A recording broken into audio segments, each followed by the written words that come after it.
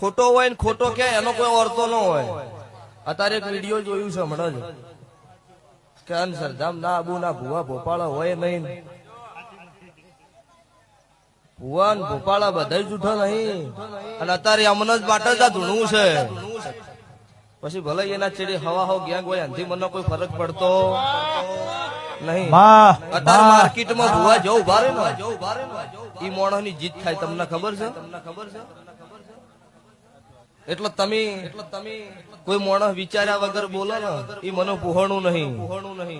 જે ખોટા હોય જેને ખોટું કર્યું હોય ને એનું નામ લઈને સભા વચ્ચે કઈ દેવરાય કે હારી અમુક મોણા અમુક ભુવાર્યું ખોટું કરે, એમને બધા ખોટા છે એવું કેવરાય નહીં. સંજયભાઈ એટલે આજ વિડીયો જોયું છે ને હમણાં 5-10 મિનિટ જ મને બતાવ્યું છે, ભરતજીએ જ બતાવ્યું.